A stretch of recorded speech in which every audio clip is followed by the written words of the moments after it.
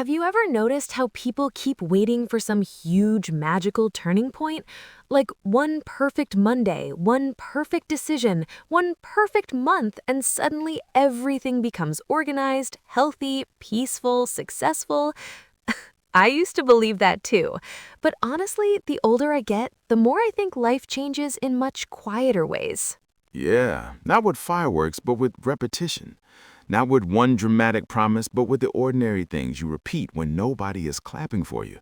And today, that is exactly what we are talking about, the invisible power of your daily routine. And before we get into it, let me say this right away. If you enjoy learning English through real conversations like this, please subscribe to Say It Real. Give this episode a like and hit the notification bell. It really helps the channel and it helps you keep building your listening habit too. Exactly, because this channel is not just about English, it is also about ideas that make your real life better. So today, we want to explore something simple but surprisingly deep. Why the way you begin, move through, and end your day shapes your mood, your focus, your health, your confidence, and even your future. Which sounds dramatic, but I promise we're not about to tell you to wake up at 4 in the morning, sit on a mountain, and become a perfectly optimized robot. That's not the vibe. Definitely not. This is about realistic routines, human routines, routines for people who get tired, get distracted, forget things, scroll too much, snack at weird times, and sometimes say, I'll start tomorrow for several tomorrows in a row. Wow, okay, I feel personally seen already. But yes, that's exactly why this matters. Because most people don't fail because they're lazy. They fail because they make change too complicated. They try to redesign their entire life in one weekend. And then the plan breaks, not because they're weak, but because the plan was too heavy. Real change needs to be light enough to carry every day. That is what a good routine does. It removes friction. It gives your life rhythm. I love that word, rhythm, because a good routine really does feel like that. Not a prison, not a punishment, more like a beat that helps your day move smoothly. When your routine is working, you don't feel trapped, you feel supported. Right. People often think routine and freedom are opposites, but a healthy routine actually creates freedom.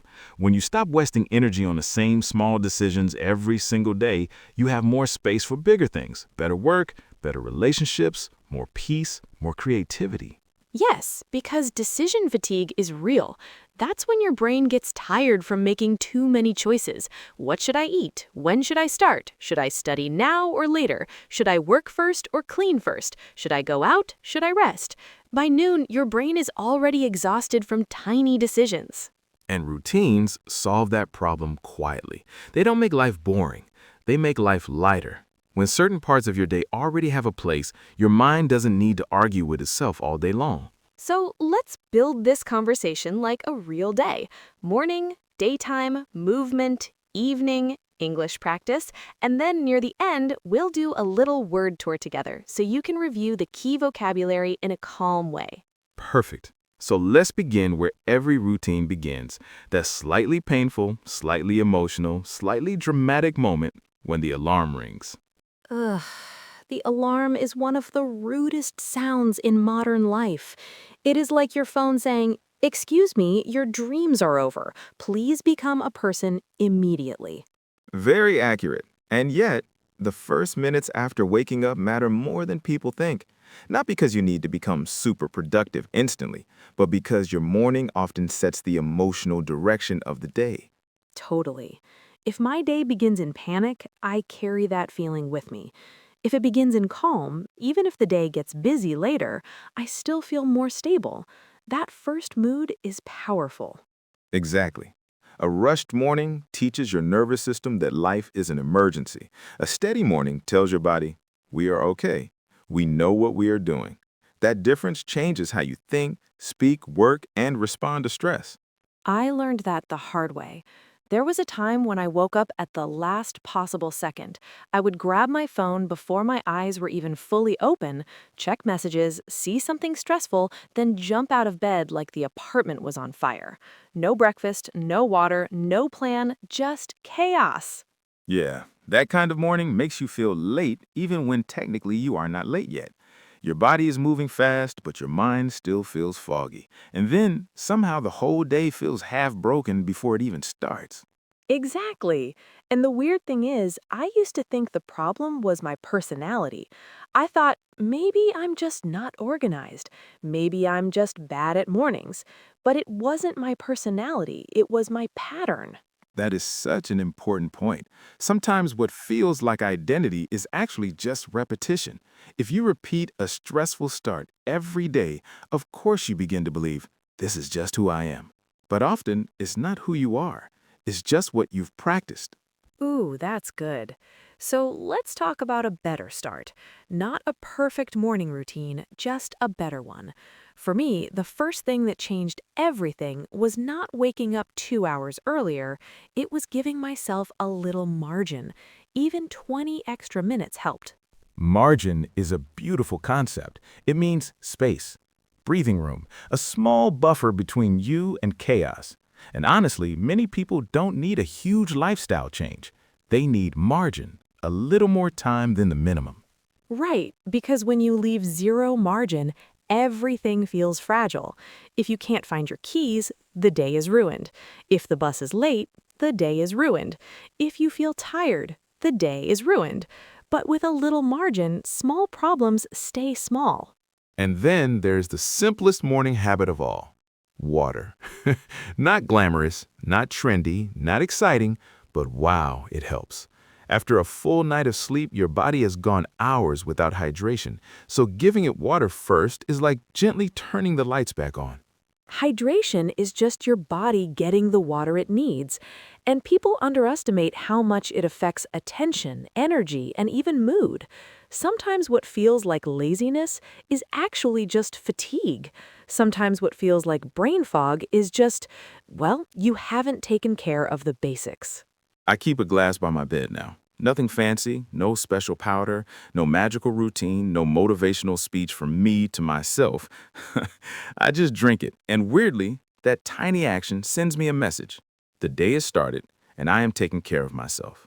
That's the deeper power of routines. They're not only functional, they're emotional signals. Every small habit says something. I matter, my day matters, I am participating in my life instead of just reacting to it. Wow, yes. And I think that is why tiny habits can feel so healing. They look small from the outside, but inside they build self-trust. When you keep one little promise to yourself every morning, your confidence grows quietly. Self-trust is huge. It means you believe your own word.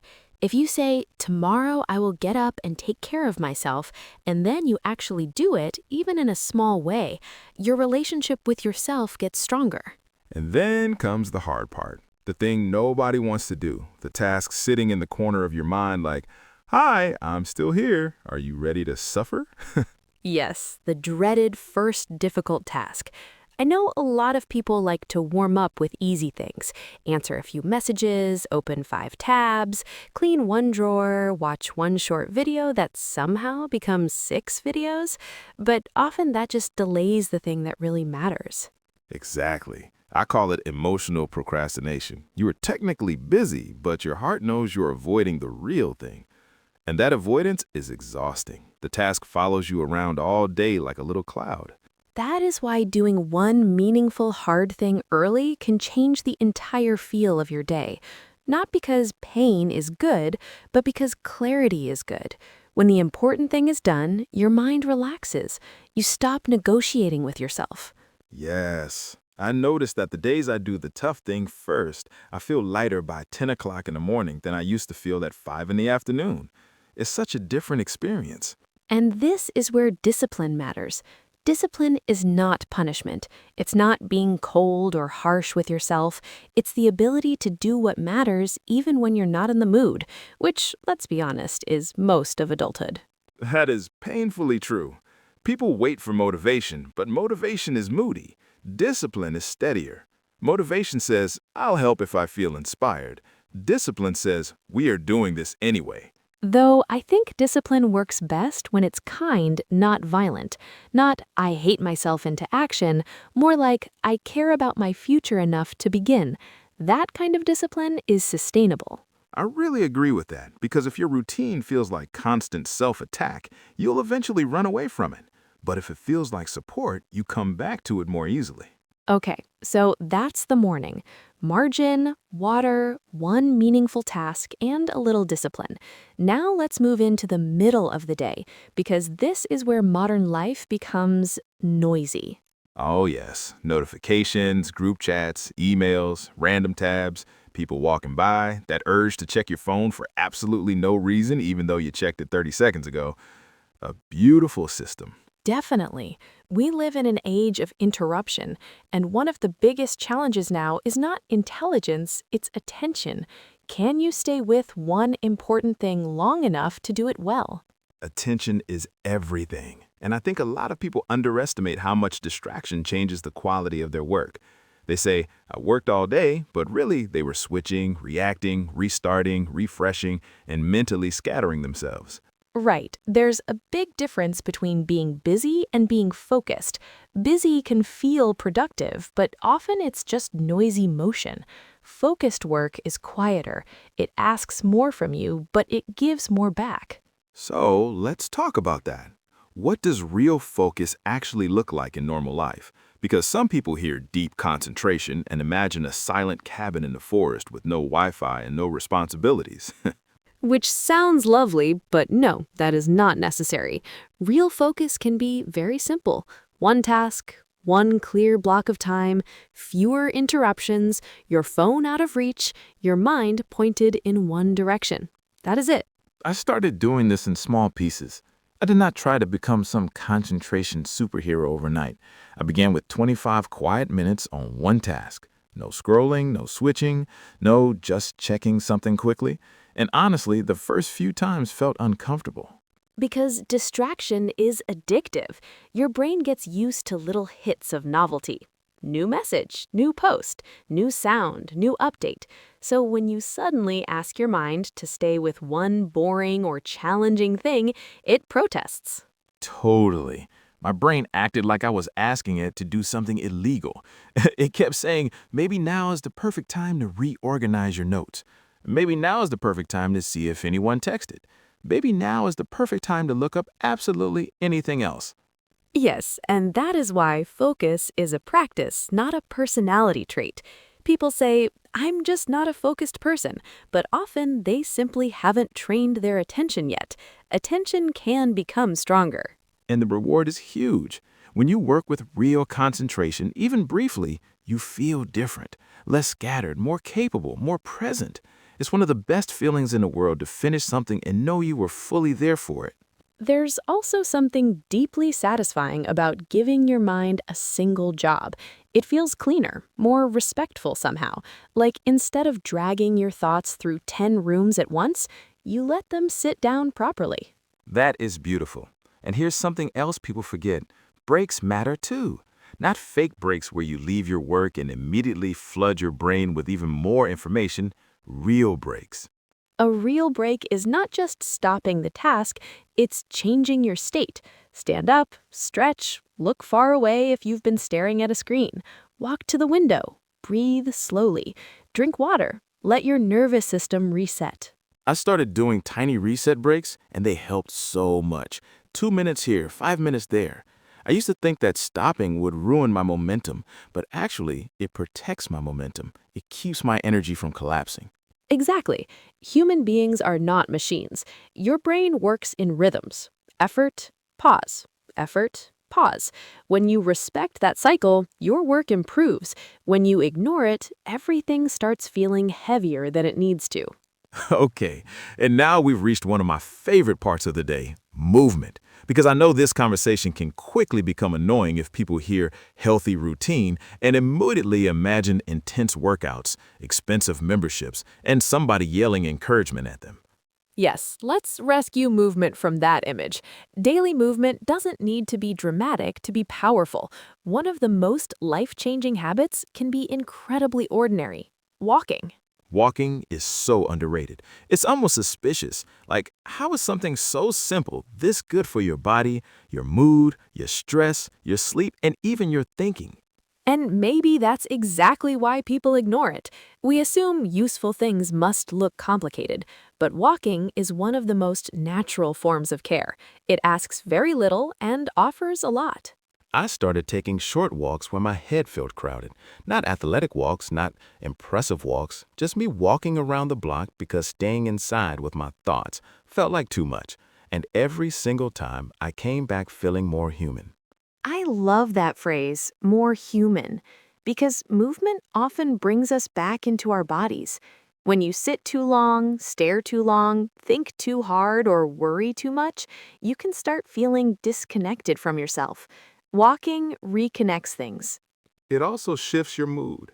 Mood is simply your emotional state, how you feel inside, and one walk can change a heavy mood faster than people expect. Not always completely, of course, but often enough to matter. Yes, and I especially love habit stacking with walks. That means attaching one helpful habit to another. So maybe you walk while listening to English, or while reflecting on your day, or while calling a friend. Suddenly, one simple routine is doing more than one job. Habit stacking is powerful because it works with your existing life instead of fighting it. You are not adding a giant new project. You are placing one small, useful action beside something you already do. For example, after lunch, I walk for 15 minutes. That is my cue. I don't ask myself every day, should I maybe walk at some point? No, lunch ends, shoes on, I go. The decision is already made.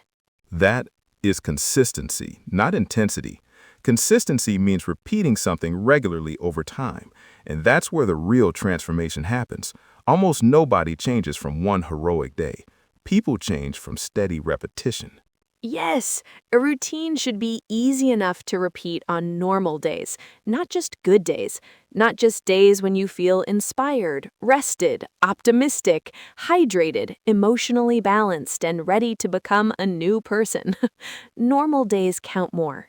Absolutely. The routine that survives an average Tuesday is more valuable than the routine that only works during your dramatic self-improvement era.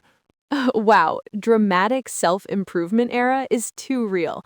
You buy the notebook, you write the plan, you make the chart, you become very intense for 48 hours, then life taps you on the shoulder and says, "Hi, I still exist." Exactly. That's why realistic routines win. They can bend without breaking. They allow for tiredness, busy weeks, unexpected problems, low mood, imperfect timing. A flexible routine lasts longer than a rigid fantasy. And that brings us to the evening, which honestly is where many routines quietly collapse. Oh, absolutely. Because by evening, your willpower is usually weaker, your brain is tired, and your body wants comfort, which is why so many evenings disappear into endless scrolling, random snacking, and that strange feeling of being both overstimulated and bored at the same time. Evening is vulnerable. We're more likely to seek easy pleasure then, especially if the day felt demanding. And there's nothing wrong with rest. The problem is when our version of rest leaves us more drained than restored. Yes, there's a difference between rest and escape. Rest helps you return to yourself. Escape helps you avoid yourself for a while. And sometimes we need distraction, sure, but too much of it leaves this empty feeling. That's why I think evenings need gentleness and intention, not strict control, just a softer landing, a way of telling your mind and body, we are slowing down now. I love that. A softer landing. For me, one of the best evening habits has been reducing screen time before sleep.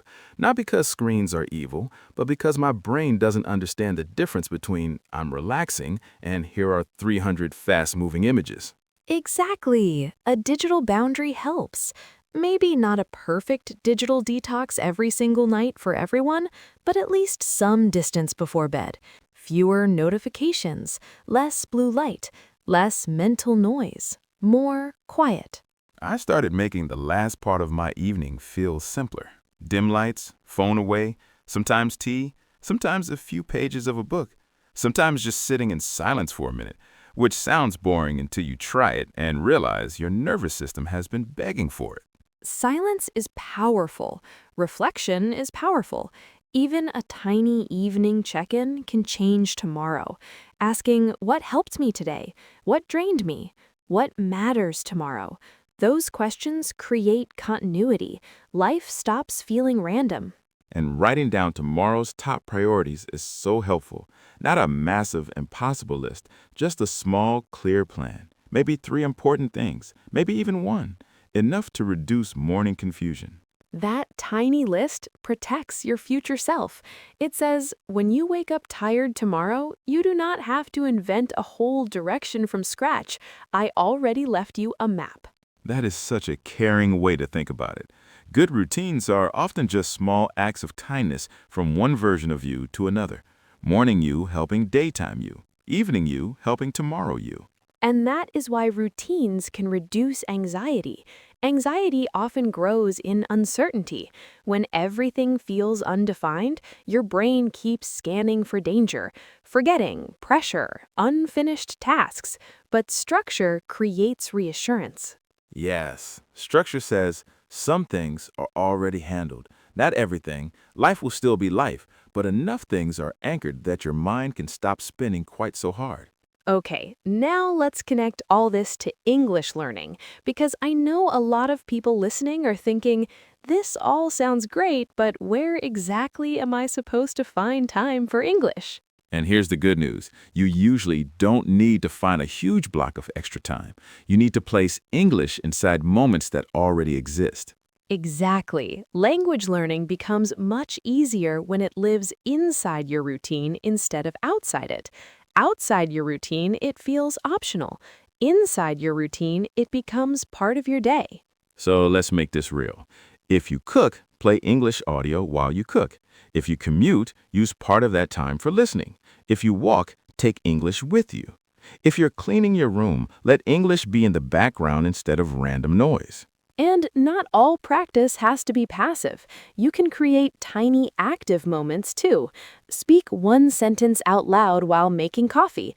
Describe what you're doing when you get dressed. Read your to-do list in English. Label objects in your mind as you move through the house. I love doing that. It sounds silly, but it works. I'm opening the window. I'm looking for my keys. I forgot my keys again. Suddenly, your normal life becomes a language lab. Exactly. And because the topics are connected to real actions, the English sticks more easily. It's not abstract anymore. It's alive. It belongs to your actual day. Another simple trick, choose a theme for the week. Maybe this week your vocabulary is about mornings. Words like alarm, sleepy, stretch, shower, breakfast, rush, calm. The next week, maybe it's about work, email, meeting, focus, deadline, break, schedule. Themed vocabulary is effective because the words relate to each other. Your brain likes patterns. When words arrive as a little family instead of isolated strangers, they're easier to remember. And here is something I really want listeners to hear. You do not need heroic study sessions every day. 10 focused minutes can be powerful. 5 intentional minutes can be meaningful. What matters most is regular contact. Yes, frequency beats intensity. Touch the language often. Let English become familiar. Let it appear in your ears, your mouth, your thoughts, your environment. The goal is not to make learning feel heavier. It is to make it feel more natural. Also, your phone can secretly become your teacher.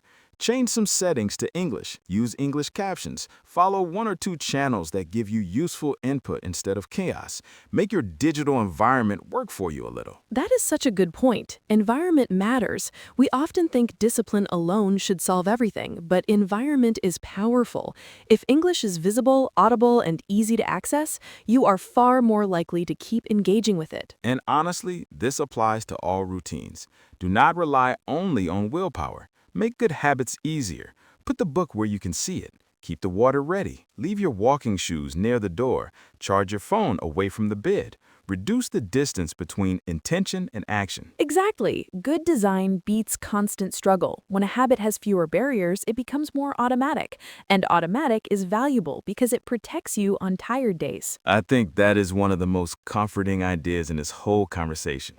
A routine is not there to impress anyone. It is there to support you when life feels ordinary, messy, or hard. Yes, which is also why perfection is the wrong goal. You are going to have strange days, off days, lazy days, stressful days, emotional days. That does not mean your routine failed. It means you're a person. Please remember that.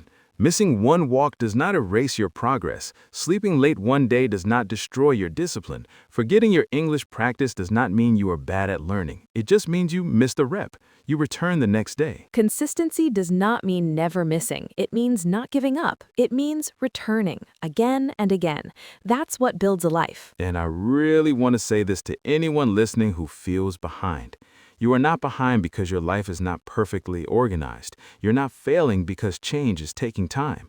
Growth often looks boring from the outside, quiet, repetitive, unimpressive, but is still growth. Some of the most important things in life are built in ways that don't look dramatic at all. Trust, strength, skill, calm, health, fluency. They all grow through repetition. Which brings us to one of my favorite ideas, getting just a little better regularly. Not a complete transformation by next week, not a huge identity shift by Friday, just one step that's honest and repeatable. Exactly. Small improvement compounds. That means little actions build on each other over time.